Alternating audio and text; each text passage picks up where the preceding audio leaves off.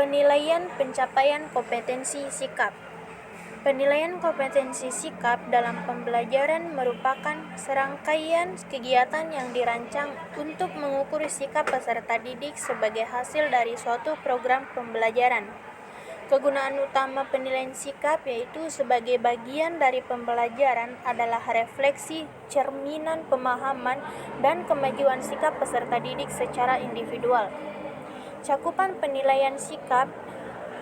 Kurikulum 2013 membagi kompetensi sikap menjadi dua, yaitu sikap spiritual yang terkait dengan pembentukan peserta didik yang beriman dan bertakwa, dan sikap sosial yang terkait dengan pembentukan peserta didik yang berakhlak mulia, mandiri, demokratis, dan bertanggung jawab.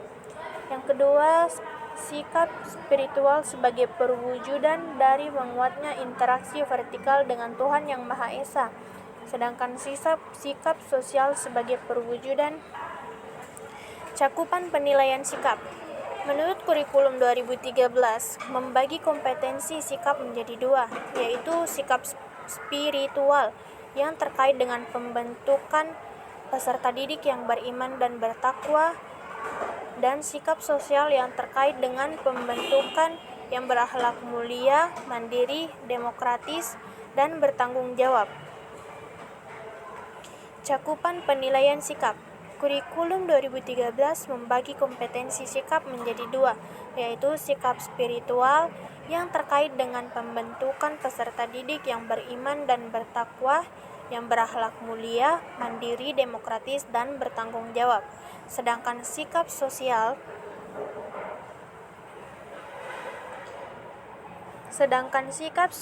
sebagai perwujudan eksistensi kesadaran dalam upaya mewujudkan harmoni kehidupan. Perumusan indikator dan contoh indikator acuan penilaian adalah indikator, karena indikator merupakan tanda tercapainya suatu kompetensi. Indikator harus terukur. Dalam konteks penilaian sikap, indikator merupakan tanda-tanda yang dimunculkan oleh peserta didik yang dapat diamati atau diobservasi oleh guru sebagai representasi dari sikap yang dinilai. Berikut ini dideskripsikan beberapa contoh indikator dari sikap-sikap yang tersurat dalam. Yang pertama, berikut dideskripsikan beberapa contoh indikator. Yang pertama, sikap spiritual, berdoa sebelum dan sesudah menjalankan sesuatu. Yang kedua, menjalankan ibadah tepat waktu, memberi salam pada saat awal dan akhir presentasi sesuai, bersyukur atas nikmat dan karunia Tuhan Yang Maha Esa. Teknik dan bentuk instrumen.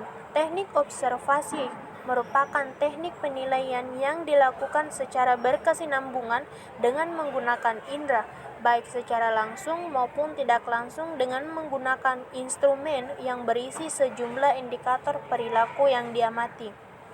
Yang kedua, penilaian diri, self-assessment. Penilaian diri merupakan teknik penilaian dengan cara meminta peserta didik untuk mengemukakan kelebihan dan kekurangan dirinya dalam konteks pencapaian kompetensi. Instrumen yang digunakan berupa lembar penilaian diri, menggunakan daftar cek atau skala penilaian, rating scale yang disertai rubrik. Yang ketiga, penilaian antar peserta didik. Ini merupakan teknik penilaian dengan cara meminta peserta didik untuk saling menilai terkait dengan pencapaian kompetensi. Instrumen yang digunakan untuk penilaian antar peserta didik adalah daftar cek dan skala penilaian dengan teknik sosiometri berbasis kelas. Yang keempat, jurnal. Jurnal merupakan catatan pendidik di dalam dan di luar kelas yang berisi informasi hasil pengamatan tentang kekuatan dan kelemahan peserta didik yang berkaitan dengan sikap dan perilaku. Dengan demikian, jurnal bersifat asli dan objektif dan dapat digunakan untuk memahami peserta didik dengan lebih tepat. Beberapa hal yang perlu diperhatikan dalam membuat jurnal adalah yang pertama, catatan atas pengamatan guru harus objektif. Yang kedua, pengamatan dilaksanakan secara selektif, artinya yang dicatat hanyalah kejadian atau peristiwa yang berkaitan dengan kompetensi inti. Yang ketiga, pencatatan segera dilakukan dan jangan ditunda-tunda. Contoh instrumen peserta rubrik penilaian. Pedoman observasi sikap spiritual. Petunjuknya, lembaran ini diisi oleh guru untuk menilai sikap spiritual peserta didik. Berilah tanda cek pada kolom skor sesuai sikap spiritual yang ditampilkan oleh peserta didik dengan kriteria sebagai berikut. 4. Apabila selalu melakukan sesuai pernyataan. Yang 3. Sering, apabila sering melakukan sesuai pernyataan dan kadang-kadang tidak melakukan. Angka 2. Kadang-kadang, apabila kadang-kadang melakukan dan sering tidak melakukan. Dan angka 1. Tidak pernah, apabila tidak pernah sama sekali melakukan. Pelaksanaan penilaian.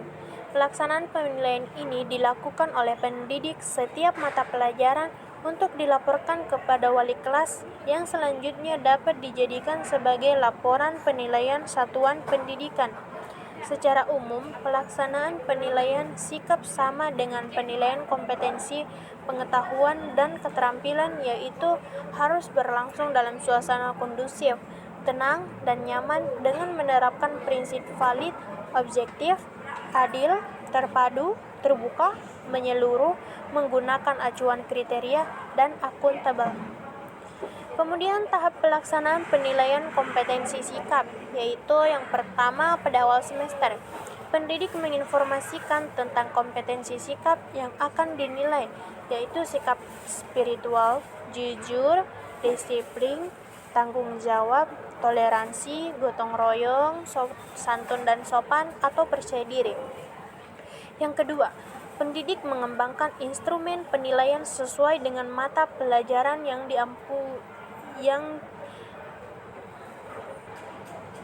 Yang kedua, pendidik mengembangkan instrumen penilaian sesuai dengan mata pelajaran yang dimampunya. Kompetensi inti, kompetensi dasar, indikator kompetensi.